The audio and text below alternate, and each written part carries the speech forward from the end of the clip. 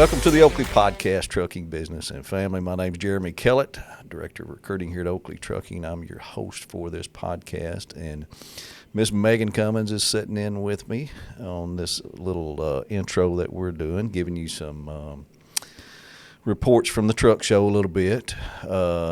We've got a lot of episodes we recorded at the truck show, so that's what you're going to see the next few weeks. We got some really good ones. This first one coming up is a return guest, Lewie Pugh from OOIDA, and he's fantastic. I'm telling you, that man represents the truck driver well. Mm-hmm. You ever listened to him? You ever heard him before?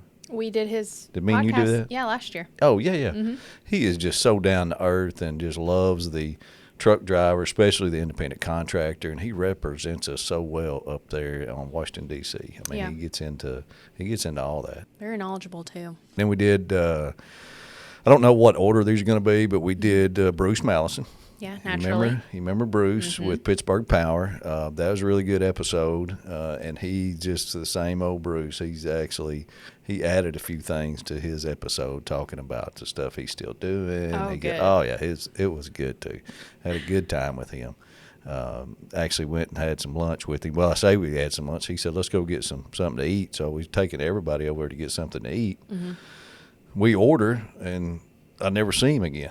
Really? He got his food and he was gone. I don't know what happened to him. So, but we were trying to make it back to the booth. So, but he was great. And then we did Reese Across America. Mm-hmm.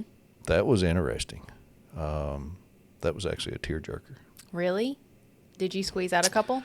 No, but I had to give her a tissue. Really? Mm-hmm. She's passionate about that. Stuff. Wow. I'm telling you. Yeah, she told some good stories. It was Good. really good to understand what that because I didn't know what that was exactly, but it was a really good episode. And then I did one with Lone Mountain Truck Leasing. Yeah. The owner of that, Joe Huvestal, and that was really good. We do a lot of work with them. Mm-hmm. Yeah, we do. So good episodes coming up. So it's going to be the next few coming out, and we've got some really good ones in the cooking ahead. That's good. I'm not going to tell who we got. I'm going to let it simmer a little bit, but we recorded a real good one yesterday. So Really? I didn't even tell you, did I? No. Yeah. When did you do that? I can't let it out. You couldn't let me sit in on it? Well, it was Zoom type deal. Oh.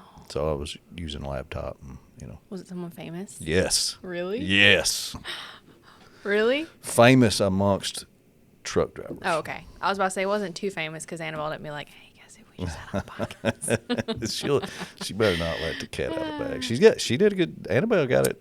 She coordinated it. Really? She got it done. Yeah, that one, and actually she's working on a second one that's really big with truck drivers. Gosh. So you're not messing with your itsy bitsy little tiny podcast here. We're in the big leagues. Yeah. We're bumping 60,000 subscribers. Really? I'm telling you. Congratulations. That's great. Congratulations to us, I mean. To us. Yes. Yes, it's good. It's good. Well, hopefully we got to get you back in the rotation here. Yeah. I know you've been covered up, busy with stuff, but we Yeah. got to get you back in the rotation. It's been a little hairy out there, which is good. Mm-hmm. That's good. That's what we want. We want a lot of new hires, a lot of truck trades, Stays busy. Yes. I just want to say something about our sponsors real quick. One, Keith with Aero Truck Sales, he actually goes to these truck shows with us and works the booth. I can't. A shout out to Keith, man. You're awesome. You help. He stays to the end. He helps pack things up. He does whatever needs to be done. Yeah. He wanted to buy dinner, and we wouldn't let him. We said he's a huge help at the show, and Yeah. it's right. It's nice when you got a recruit you're talking to, and you can, hey, if you want to buy a truck, guess who's right here? Yeah. Keith with Go ahead and get your credit app started. Get it done. He'll Yeah. do it right there. And then I got back and I went to lunch with Central Arkansas Truck and Trailer, David and Nathan Dunn over there. Man, they're great people. They took me to lunch downtown over here. And we had a good talk. They were really happy with the business that the podcast is producing for them. They love our owner-operators, because they're top tier, I should say. But it's working out good, that too. And you know, you guys, if you're looking for a truck, check out Keith at Arrow. If you're looking to get one repaired, check out David and Nathan at Central Arkansas Truck and Trailer. So I think they're making a yard call today. yeah, they'll come. To look. Mm-hmm. I mean, and I saw that email and I was like, wow, I didn't know that. They're on top of it now. Great guys. Yeah, all good. So, anything else? Good? Yeah. Yeah, what? Yeah, I'm good. You good? Anniversary. Yes. I forgot about that. Aw. You have Well, been here. I reminded you. Well, true. Yesterday. You've been here 4 years. 4 years. Come a long ways, haven't you? Yeah. Well, have I? Yes. Okay. Thanks. Next time we can try it again without the hesitation, but I appreciate Well, it. I mean. Yeah. Monday was my 4-year anniversary, April 7th. How does that feel? It felt, I don't know. I feel like I've been here for like 25 years, but at the same time, I feel like I started last week. Yeah. It just really depends on the day. We should do a podcast about me. Really? Yes. We just did. Yeah, and what you thought about me when I first started versus Not putting me on the spot. Yeah, you can interview me. Next week. We can. I feel like pause the we truck have show. one every time we get her on. Oh my gosh, no, we don't. Anyways, Podcast yes. of Megan. Thank you for the happy anniversary. I appreciate Happy it. anniversary, though. Thank you. I got you the same thing this year as I did last year. Oh, thank goodness. Just my size. Nothing. Oh, good. Well, hey, I appreciate, I'll say this every week, but I appreciate our listeners so much. I mean, you guys are faithful. You continue to support us. You hit that like button. You hit that subscribe button. You comment. That means a whole lot. And share it with some people out there, too. Our TikTok. I can't believe I even said that, TikTok. We're doing TikTok. You just did. I know it. And it's great, though. Facebook, yeah, that's right. All the social media. YouTube. All over it. Apple Podcasts. Who would have Spotify. thought Oakley Trucking would be all over social media? Big timing. Okay, we drug this intro out long enough. Sorry. Y'all enjoy these next episodes from the Truck Show. Central Arkansas Truck and Trailer strives to take care of our owner-operators as quickly and accurately as possible. As a family-owned and operated company, they understand and value the importance of relationships just like we do. That is why Oakley owner-operator Joe Williams continues to return to their shop for service on his truck. I've been with Oakley Trucking for 2 years in this April, first-time owner-operator. It was a shock, the maintenance and the repairs on it, because I've never done anything like this before. And I told my wife, I said, I'm going to try that Central Arkansas Truck and Trailer, because they're so convenient. They're right there off the interstate, right down the road from Oakley Trucking. And I talked to Nathan, and being an owner-operator, he tries to get the owner-operators in and out as quick as possible, because he knows if we're not rolling, we're not making money.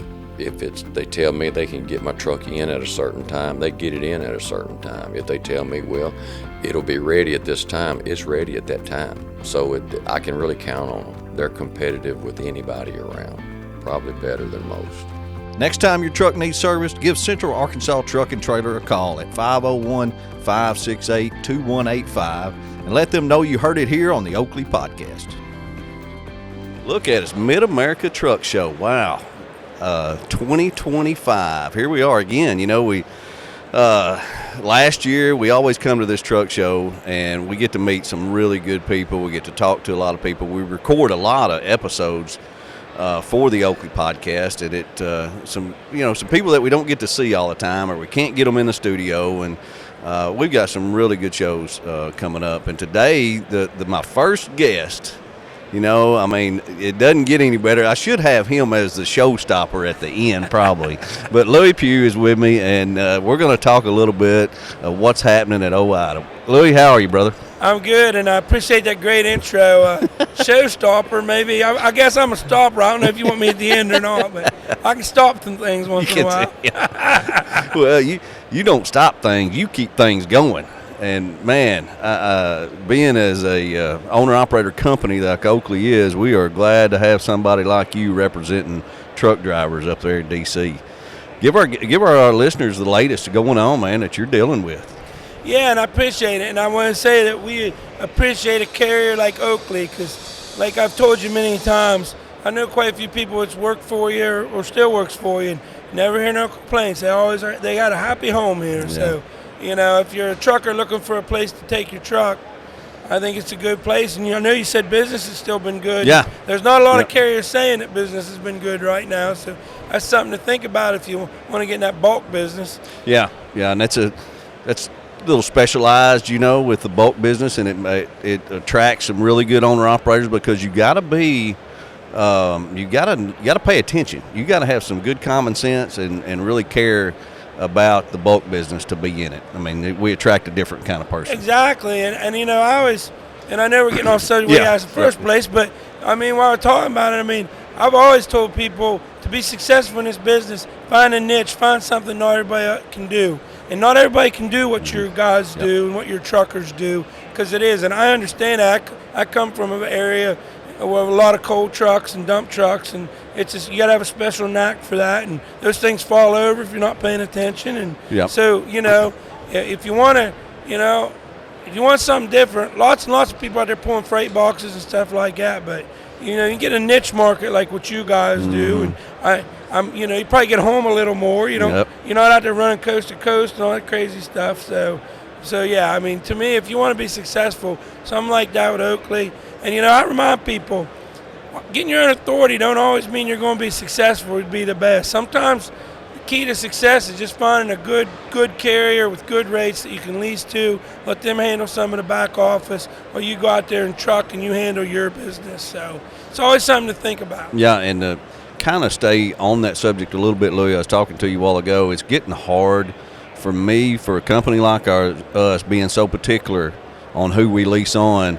It's getting harder and harder for me to find that candidate. What do you think is happening, and why is that happening? Well, I think there's multiple things, but the short of it comes down to, in my personal opinion, is that, unfortunately, for so long we've carried this driver shortage narrative, which we know isn't true, because there's a 90% turnover rate. There's 400,000 to 500,000 CDLs out there every year. That's renewed every year. 400,000 to 500,000 new CDLs. So what happens is these folks aren't staying, and it's sad because we've created an industry, almost a race to the bottom effect. We don't pay people right. We're not training people correctly. We're just trying to get warm bodies behind the seats. They come in, they don't really know what they're doing. They're not making really good money, and they go out there and fumble around, and they figure out real quick they either aren't comfortable or it just isn't for them, and they leave. And we're not investing in drivers. And it's sad because trucking moves this whole country. Trucking, law enforcement, military, all these kind of people keep this country going, and they're so crucial. And we invest in all these other industries and other things. But we need to start investing in truckers and investing in drivers. So when they come in, they learn the industry, they learn how to be good, they learn how to be successful, they learn how to be courteous on the road, they learn how to pay attention to detail. And then as they mature and learn these things, they decide to buy their own truck, and then they're ready to come to work for somebody like you. They've gotten their feet under them, and again. And, I hear this all the time, and I hear a lot of times guys say, well, you're wrong there, so we can't find anybody. There's a shortage. And I always say, are you hiring experienced people, or are you hiring new people? Because if you're hiring experienced people, I agree, there's a huge shortage of that. Yeah. Safe, efficient, hardworking people that has learned the ropes.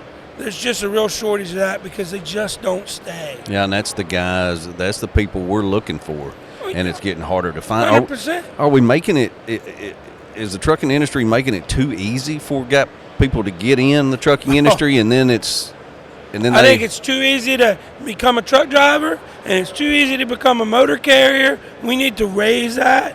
Again, instead of race for the bottom, how many people, we're seeing these movements with the foreign non-domicile CDLs to try to get more people in. We see they're trying to lower the age limit of truckers, and, I understand you want to get these people out of high school and you don't want to give them 3 or 4 years. I understand what we're worried about. Yeah. But I think there's better ways to go about it. I think just putting this kid in a program and turning him loose to go all over with a trainer that you hope knows what they're doing and then, you know, for a few hours, and then he's on his own, but he has some extra safety things. I don't think that's quite the best way. What we'd like to see is let's change the whole under 21 instead of interstate, intrastate. Yeah. Because, you know, it doesn't make sense that a kid in Kansas City can drive to St. Louis, you know, 200 and some mile, but he can't drive to Topeka, that's 50 miles. Yeah. That makes or even Kansas City, Kansas. Yeah, makes no sense. Makes no sense. But what about an air mile radius? Just like we do in short haul, just like we do in agriculture. If you're 18 to 20, you know, 21, you can run a 150-mile air radius. You can get local jobs in, local dump truck jobs, concrete jobs, local package delivery jobs, and get some experience, you know, before we start taking a kid from South Florida and sending him to Colorado in January across the Rocky Mountains. Yeah, not a good idea. You know, we're setting ourselves up for disaster. And, you know, you were a young guy once. I was a young guy once. When you're a young guy, you do a lot of dumb things. Yes. You know, and we know younger people wreck more. So I agree we need to get them in, but let's use some common sense. And let's not set them up for failure because, again, I feel like we're just continuing the same cycle of setting people up for failure. I also find it troubling that, you know, we talk about mandatory hours of service or behind the wheel time for an 18 to 20-year-old, and I'm all for that. Right. But why not a 45-year-old? Because you don't know. That guy could, I mean, he could have been, and then no offense, but he could have been an accountant and drove a Prius his whole life. That's right. You know, truckers of today aren't truckers when I got in the industry. I'm sure when you got in the industry, you came from the family farm. Dad was a trucker, military. That was the mass majority. You were proud to be a truck driver. It was exactly up here. Nice. That's all I wanted to be since I was this tall. Yeah. You know, I seen Smokey and the Bandit. From then on, I was like, damn, I want to do that stuff. You know, I want to be the snowman. That was so cool. But let me tell you what, they left a lot of stuff out of that documentary. I think so too. It's a good one though, man. Oh, it's the best. But again, we need to have these mandatory hours to train these people because, like I said, you don't know people's backgrounds, and I get members and other drivers. I was at a conference a couple weeks ago in Missouri, and the guy was like, "Well, I think an 18-year-old farm kid probably way better than most of these other people driving truck." I said, I agree with you. Problem we have is 30 years ago, there was a lot of 18-year-old farm kids. Today, we ain't got a lot of there ain't a lot of farms. You're right. Yeah. Farms have become massive. You see, the family farms are gone. Yeah. You know, they're dying. I mean, I got a small farm, and you know what? I work a full-time job to pay for it, to subsidize it. Yeah. I mean, there's not a lot of people growing up into that, you wanting to be a truck driver anymore. Right, I mean, exactly. It's not a, like when I grew up, it was like a cool thing. Yeah, right. And we've lost our coolness. And you know, it's and I mean, I'll be honest, it's some of our own faults in our industry. That's what I was We've done going to it say. to ourselves. That's what I was going to say. If you start letting anybody and everybody into your company and drive a truck with little experience, you are setting yourself up for failure. It's just like Oakley Trucking. We are very particular who we lease on. We're going to make it hard for you to get over here. It's not going to be easy to get to Oakley Trucking, but in turn, by us being strict on some of our standards, Louie, then my turnover rate is less than 30%. So we're doing the hard work on the front end, and that way we keep people, and that's what I think other trucking companies need to do. And I think that's a great business plan, and it's a business plan you should stick to. I mean, as having my own truck and being leased to carriers my entire career, the last carrier I was leased to, I was there 14 years, and they treated me great. I got nothing bad to say about them, but I do feel like they changed their hiring standards because it took a lot to get on when I got there. Mm-hmm. And I don't know because I was done with orientation and never reapplied, but it seemed like as time went on, we started getting guys, and I'm not being mean, but the guy with the red truck and the white hood and stuff like this. And I feel like it was and we still got a lot of good guys, but we were getting people in there that weren't as good. And I think it affected. I mean, I had a great gig there, and again, I would go back there tomorrow. But with that being said, I think it hurt the company in some ways as well.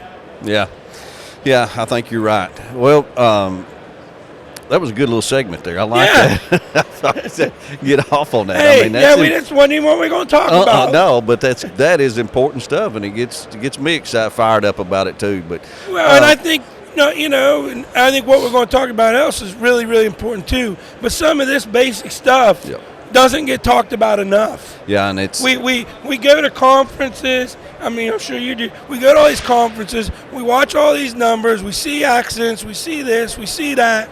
But nobody wants to talk about bore down into the real issues. Yep. We want to talk about putting this fancy gadget on the truck or this freaking gadget or that or pushing this. And what it really comes down to is we need to get back to basics. Yeah, the person in the seat. We need to get back to the dad or the grandpa or the uncle or the trainer who's sitting in the passenger seat, and every time you miss a gear, they hit you with a stick. But, you hear them stories and stuff like that. The guy that gave you a map, taught you how to read a map, not a stupid GPS. Yeah. I mean, we got states now in this country who are wanting to make GPSs in trucks mandatory because they believe that's what's going to keep from having bridge strikes and all this other stuff. I say that's why you have them, because people rely too much on that technology and don't read the maps and pay attention to the road signs. Yeah, that's exactly right. That's it. Back to basics. Yeah. All this other, and GPSs are only as good as the data they receive from the states to put in there on updates on routes. That's it. And they tell you the best way to get there. And that ain't always the way you can go in a truck. No, I had it, just an example yesterday coming over here from Arkansas. I had it punched in there, and I was going down the road. I was actually on the phone with one of our owner-operators, and it told me to get off at this exit. I'm on the parkway, going down there, and I'm like, I'm pretty sure I stay on the parkway all the way. And it's got me getting off of this exit, and I was on the phone with it, and I said, wait a minute, it's got me getting off here at this exit. And then I stopped, looked, I thought this thing was fixing to take me off of the parkway and go around another route, and that's the wrong way to go. So right. And unfortunately, that's what happens. And if you don't understand how to read a map and you're not taught these basic things, or unfortunately you can't speak English or understand our language very well, you're setting people up for failure, and it's just a real shame. We got to get back to basics. Yeah, you're right. And that's if we could get more. The trucking companies, I think, don't realize how much power they have. When they're hiring these truck drivers and owner operators, and what they can do to help that cause of getting back to the basics and help us. It's not a quick fix. It's going to take a long time. It's going to take a long time, and it's going to cost some money. But we'll be a better industry in the end when we quit putting profits in front of people. There you go. Well said. What's happening on DC site? Hey, funny you should ask. I spent the first half of this week in DC. Did you? I had to fly to DC Monday morning.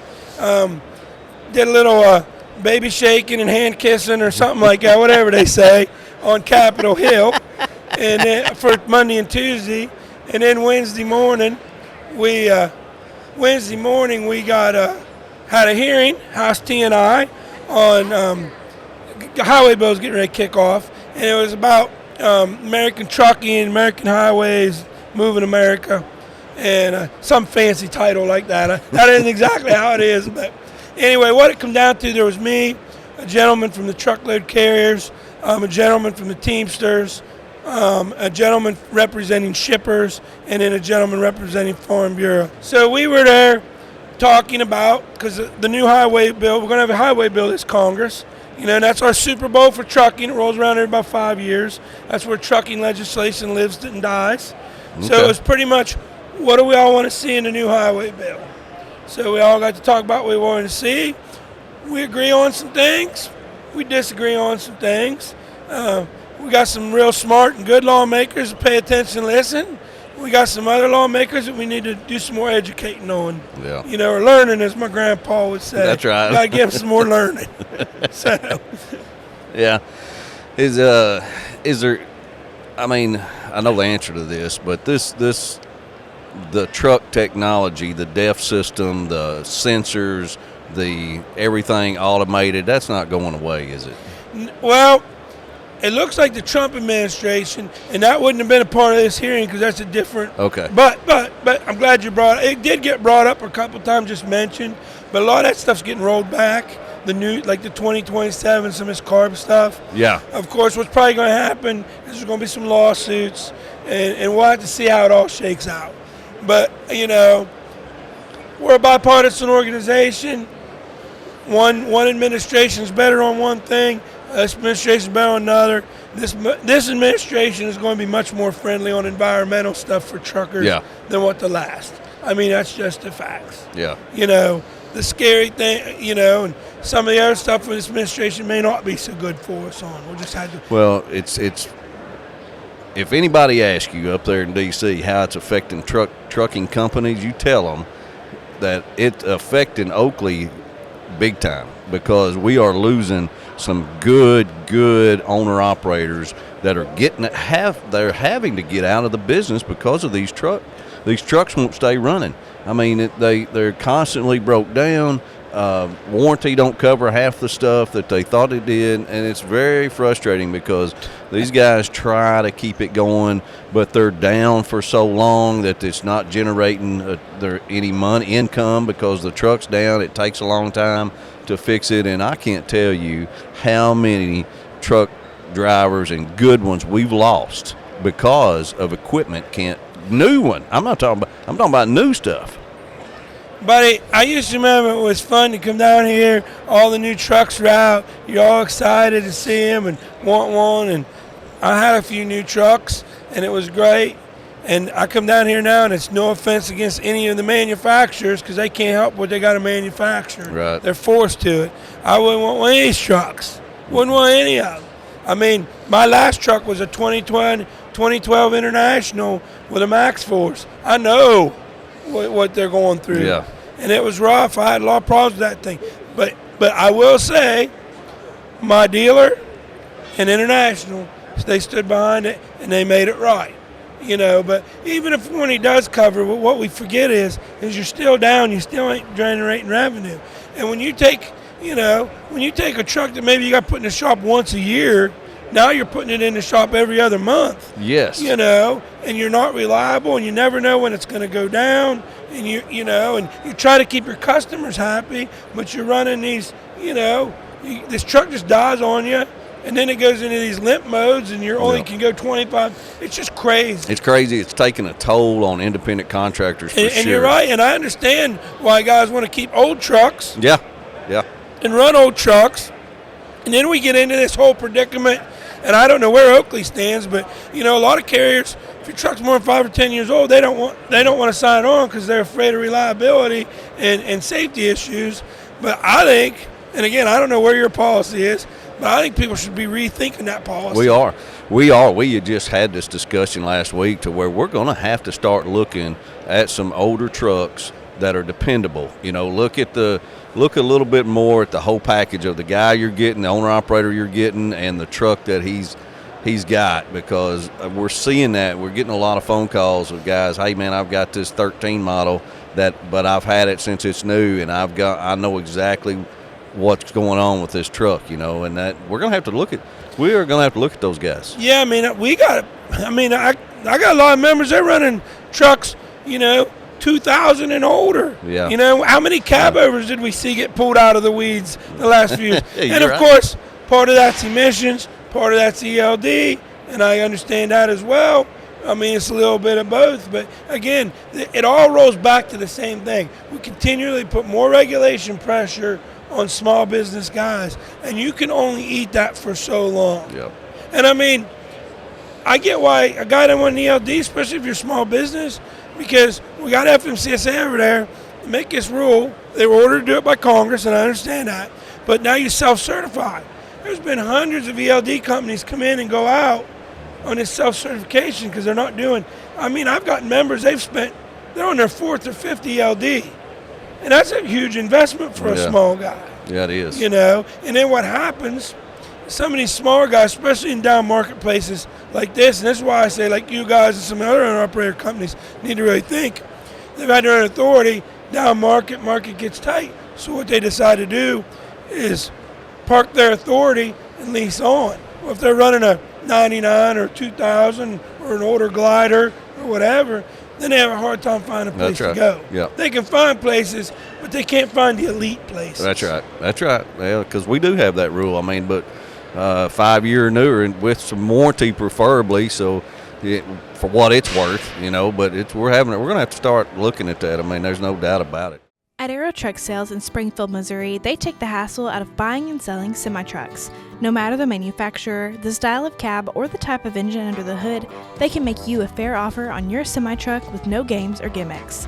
They carry trucks from all the major manufacturers in the trucking industry and perform a thorough inspection of every truck on their lot to ensure safety and quality and give you confidence that you're getting a reliable truck that will last you for years at a price that you can afford. Aero has partnered with Oakley Trucking and the Oakley Podcast for years and are proud to provide our owner-operators with trucks that meet Oakley's qualifications and each owner-operator's specific needs. So whether you're a first-time owner-operator or just looking for a change of scenery, give Keith Wilson a call at 573-216-6047 and let them know you heard it here on the Oakley Podcast. What are some good, positive things you've seen in the past, year that's making progress to help the truck driver or trucking company? Well, I like to think that we're seeing some positivity, with the EPA stuff being rolled back, we already talked about. Yeah. I like to think we're seeing some positivity on all this fraud and all that's going on, both on carrier and broker side, because I was at a hearing 3 weeks ago on the Senate side on that. The government's finally realized this is becoming a huge issue and a problem, and probably a national security problem to a point. So it's good that they're finally figuring it out, because, I've had a lot of members, they've gotten wiped out because of that fraud stuff. I like to think that parking and this whole parking problem is finally bubbled to the top to where we're getting some movement. We got our bill back in Congress this year. I was just at that hearing. The one thing I will say, all 5 panelists that were on the hearing Wednesday, we all agreed parking, the government needs to go off their butts and do something. But what I really like, and I think where this rubber really meets the road, states are realizing it too. I've been to a lot of state DOT meetings over the last year and a half where they talk about parking, more parking, adding parking. I've had state DOT folks reach out to me like, hey, we're thinking about doing this with this land conversion. What do you think? Would your guys like this? What do they want, or gals, whatever? Oh, good. So it's getting down. I was told by a Ohio DOT guy, the governor in Ohio has reached out to them and told them, we want parking, and we want parking now. I want parking in 6 months, not 6 years or 60 years. Because he realizes if the state of Ohio wants to remain a good state for shipping and receiving and manufacturing, you got to have a place to put the trucks. Yeah. You got to have a place. And it's just going to get, hopefully with Trump bringing stuff back to the states, that's positive for truck drivers, isn't it, Louie? Yeah, the states is where it's at. And that's why the bill we have in Congress is so important. So that's a good thing that we're seeing out there. And we're happy. The FMCSA, it looks like they're going to kill this speed limiter deal. Oh, good. I don't have it officially yet, but we know under the last Trump administration it got killed, and we think it's going to get killed this time. So that'll be good. Yeah. The broker transparency petition that we had, that's they just closed the comments on that, so we'll wait and see what happens on that with FMCSA. They just reintroduced a bathroom bill, or going to reintroduce a bathroom bill next week for these shippers and receivers that won't let a trucker use the bathroom. What have we come to? I know. That's what I said. We got to get back to the basics. People in front of profits. Treat people like you want to be treated. Really? Yeah. So we got that. We got our overtime bill back in for employee drivers, to get that removed from Fair Labor Standards Act. We got that back in there. So I think there's some good things on the horizon. Yeah. there's always the bad things that we could be looking at. Size and weights, that was one thing that was brought up. Increasing the size and the weight you can haul on the highways, interstate? Twin 33-foot trailers, going to twin 33s, going up to 91,000 pound, for add an axle and then go 91,000. Who's pushing for that? Shippers, big shippers, and big in agriculture. Okay. That was a big thing in our hearing. I felt like when we left the hearing, they didn't do a very good job of presenting it. I feel like because myself, the guy from Truckload Cares, and the gentleman from Teamsters, we all were against it. The two congressmen, Congressman Bost from Illinois and Congressman Mike Collins from Georgia, both come from trucking families and trucking background. Okay. Their families still are in trucking. They're against it. So the way I kind of look at it is everyone in that room that knows something about trucking or done trucking or against it. Yeah. Hopefully lawmakers will have enough brains to think, Yeah. maybe listen. We surveyed our members a couple years ago about this. 68% of our membership believes that heavier or longer will make their job harder, Yeah. which is a no-brainer. Yep. And 85% of them said it'll make our highways less safe. Yep. And that's the last thing we need right now. Yeah. It's It's already hard enough to stop a 80,000 pound truck well, going down yeah. the road. You want to add exactly. to it. Yeah. And it was kind of funny because the one guy kept saying, "We're not wanting bigger trucks. We're just asking for heavier trucks. We're not making them any bigger." And our staff, one of my lobbyists said after the meeting or after the hearing, he said, "You should have said, if you had told your wife that she didn't look bigger, she's just heavier, you think she could tell the difference?" That would be a good one, right? Oh, man. We need to somehow tune into some of this. I'd like to see you in action up there on DC. Well, you can watch it. Can you? It's online, yeah. You can. I can send you a link. We'll get you a link. You can watch the hearings. And Yeah. all of them, yeah. It was a good hearing. And there was some stuff. The guy that was testifying on the long heaver bulk, he was talking about his dump trailers. Okay. They're only half full, but they're grossed out. Yeah. And, of course, I said, well, I pulled a flatbed. I was almost always grossed out before cubed out. Yeah. I mean, that's just the business. Sure. Yeah. That's what you haul. The product. Depends on what the product is. Yeah. Yeah. You haul sawdust, you put a hell of a lot more of that in the trailer, or chicken feathers, the way you can some lead rocks. Yeah, be plumb full, but it ain't no weight to it. Yeah, exactly. Oh, man, I tell you. That's all good information, though, Louie. I tell you, I always get good info when I sit down with you. And the other thing, highway bill, we haven't heard much yet, but I'm sure the old raising insurance minimums will come back. As we know, trial attorneys are everywhere. Oh, man. And we really need to work on That's a whole tort nother reform. episode. Whole nother episode. But really need to work on tort reform. Yeah. But, I can't stress enough for drivers just to be careful, pay attention. Dash cams, look forward, not pointing at you. Yep. Have a dash cam. That can save your butt in court. You ain't really, kidding. really quick. It has us, that's for sure. And you have to protect yourself these days because it's out there, 100%. And another thing, we're going into this new highway bill. So it's as important as ever to reach out to your lawmaker, get to know your lawmaker, talk to your lawmaker professionally about how bills help you or hurt you, and give them real-world stories. You're the expert. You know way more about trucking than anybody on Capitol Hill. So don't be afraid to reach out. We make that real easy at OOIDA. You can go to fightingfortruckers.com. It's a website. It tells you all the stuff that's going on right now in trucking. There's a place you can find your lawmaker. You can shoot a message to your lawmaker from there. It's real easy. Oh, yeah. Yeah, that's good to know. That's on your website? Yeah, fightingfortruckers.com. Okay. Or you can get to it from OOIDA.com. But it's its own little website, fightingfortruckers.com. Y'all signing a bunch of people up here at the show? Yeah, we're having a good show. We got a brand new location.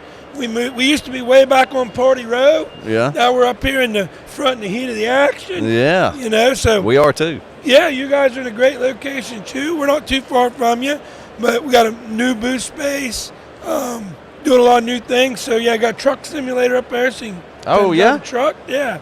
I may have to try that. See Yeah, what my come on skill up. Love is. to have you. Got a lot of free junk to hand out, and got a discount going for members, $35 while you're at the show a year instead of $45. But if you can't make it to the show and you're watching this, call OOIDA, ask for a membership, tell them you saw me and him having a little bullshit session, and we'll get you $35. You get that discount for that too. Hey, that's good. That's good to know.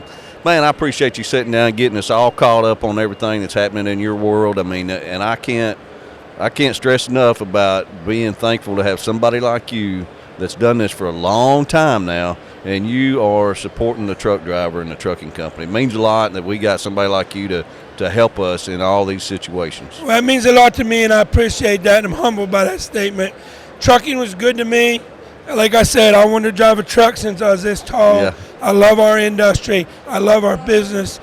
And most of all, I love the people in our industry. Yep. We got the greatest people in trucking, salt of the earth. And you got a thankless job.